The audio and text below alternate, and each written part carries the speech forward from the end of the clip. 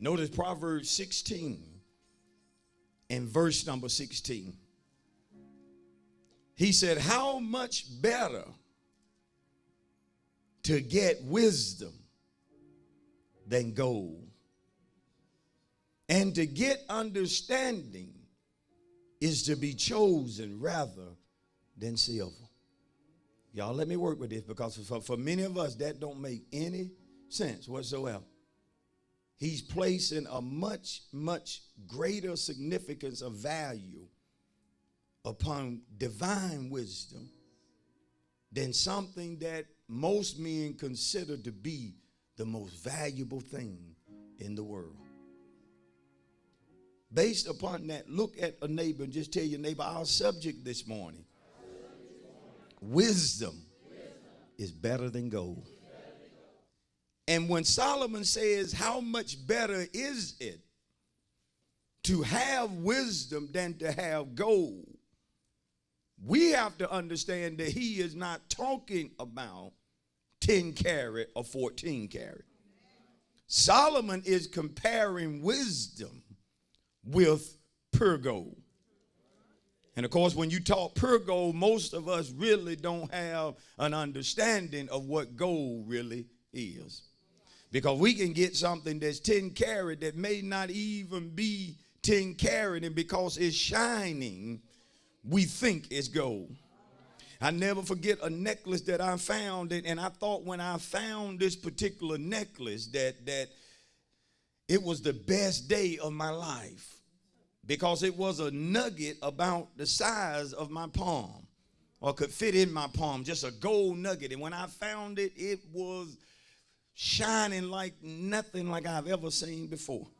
But as the days went on, I learned that it began to fade. And I had to shine it up every time I wore it. But when Solomon begins to speak in the text concerning gold, he is talking about pure gold, that which has been tried in the fire and found to be of the best of qualities. When you search the scriptures and you look at the wisdom and the wealth of Solomon, folk came from far off just to see the things that this man had. See, some of y'all wouldn't like Solomon. You wouldn't. You would think Solomon, no way he's saved, no way he holy, no way he in God, because he just got too much money. Because some of y'all still think you can't live right and have money, but you can live a holy life and yet be blessed. Oh, somebody know it this morning. You blessed this morning, yet you still walking with God. The fact that you have a little something ain't compromised the way you pray. It ain't compromised how you treat people. Some of us got nice things, but we don't act like we know better than nobody else. We don't walk in the church tooting up our nose. We don't think this, that, and the other about ourselves. We have remained humble even though God blessing us. And I don't know why some of y'all ain't clapping, because God has blessed you and you need to remain humble. There are folk looking at you who desire to be where you at. But they came from afar just to see Solomon, not just to hear the wisdom of Solomon, but these folk heard about the riches of Solomon. And when they came, they were blown away at how his servants dressed. They were blown away at how he set his table with the stuff that they ate off of and so forth. You know, if you blow in the minds of kings and dignitaries, Solomon had it laid. And you say, Pastor, why is that important? Because it's important, because if you're going to compare a thing and I'm going to listen to you, I want you to know what it is that you comparing. I want you to be able to tell me you know something about each one, because your comparison is not legit if you've only experienced one side. See, if Solomon had never experienced pure gold or had it, how does he know wisdom is better than gold? Oh, let me break this thing down. You know how you can get in a conversation with somebody about your opinion and their opinion about what's better than something else. And you can be having a good discussion about the fact that in your opinion, Miami is better than LA. And so you just determined that South Beach ain't nothing like it and so forth. And so ain't nothing like Miami, ain't nothing like the East Coast and so forth. But there's a problem. The longer you talk to them and you begin to ask them about LA, they ain't ever been to LA. And so my thing is, how are you comparing LA to anything if you've never been to LA? You can't compare something and you've never been there. But some of us crazy enough think we're smart to where we don't even have to be done been to a place, and we know more about that place than people that actually visited that place. I'm preaching on some of you because you like to be a know-it-all. You like to be in every conversation, but there's some conversation you have to exit out of, or you have to remain quiet because I don't know what you're talking about. Tell somebody, at least know what you're talking about when you're comparing something. So Solomon knows about gold and he knows about wisdom. So I need to listen to him. He's had both of them at his very best. And now he's saying to me, if you have a choice, choose wisdom over gold. Because if you really know wisdom, wisdom can get you gold.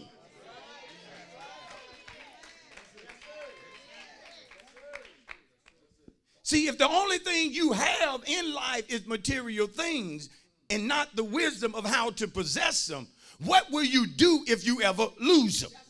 Because the scripture tells you that riches have a way of taking wings and flying off.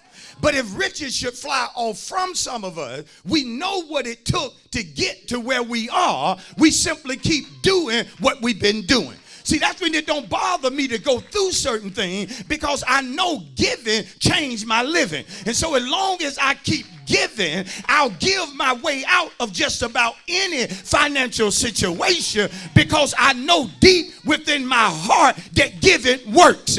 And when I'm in need of money, I know according to the scripture that I will reap whatsoever I sow. Shout to somebody, wisdom better than gold. It's knowledge and understanding.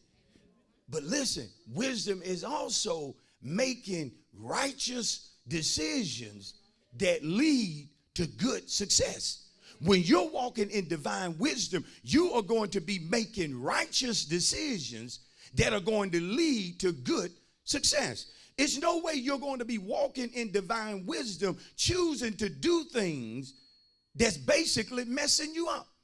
You have to grow beyond that to where you are always damaging yourself. You have to get to a point to where you're walking in so much wisdom that you ain't going to do something just because somebody else doing it.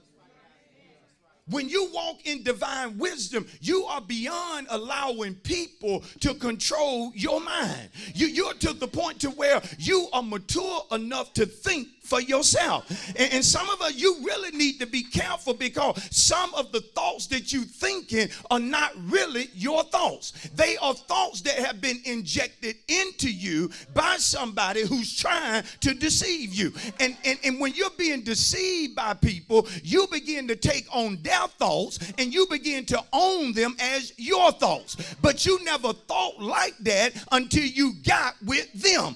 That's not your thoughts, it's them pushing their thoughts onto you. And it's them sowing seeds into you that they know are going to grow when you begin to go through certain stuff. Because any seed, if it is to grow, it needs to be watered. And understand, people that want to mess up folk mind will plant seeds, but they're not going to leave your life, because it's important that they stay connected to you so that they can water the seed that they sowed into you. And so if you don't want the plant to grow, if you don't want the thought to come into fruition, you have to disconnect from the person that's sowing the seed. And when you try to disconnect, watch how bad they want to talk to you, because they know they need to water that seed. Somebody better shout, preach it up in here. That's when everybody ain't your friend. That's when everybody. Now you're thinking crazy. But months ago, what you saying now, you called it crazy. Now to you is right. God, you said God sent you. Now you say God didn't send you. That's crazy. What's going on? A seed that's consistently being watered. I'm not going to let nobody manipulate me. Listen, Pastor ain't here to manipulate you. I'm here to teach you the word. To tell you, follow me in the scripture as I what? Teach you. If you sitting up here taking me for my word, you wrong. You should follow a preacher. Let me see if that's Bible. Let me see if he really read that. How many folk you heard quote scripture tonight? Well, the Bible say, and you looking all your life for that and ain't found it yet. The word say you make one step, he'll make two. What is that? I ain't never found that. I'm making all these one step, waiting on him to make two. He ain't made two yet. I'm telling me his word, and he telling me I better search the scriptures. But I'm telling you, follow me. Because if it's any brainwashing that need to take place, the word is the soap. What am I brainwashing you with? The word, the will. I'm supposed to brainwash you. Matter of fact, it's my job to do some good scrubbing on you. Because some of us ain't going to get no better if I don't scrub hard. Can I preach real? Some of you folk come straight up out the street and you want me to preach to you real intellectually. No, I got to tell you, don't do that. That ain't right. That ain't right. You understand? Ain't right. See, one thing about Noonan congregation, most of us need it rough. We need it hard just to do right. I can't tell you how many times folk come to me, Pastor, thank you for that word. Oh, it was hard, but Pastor, I needed that word.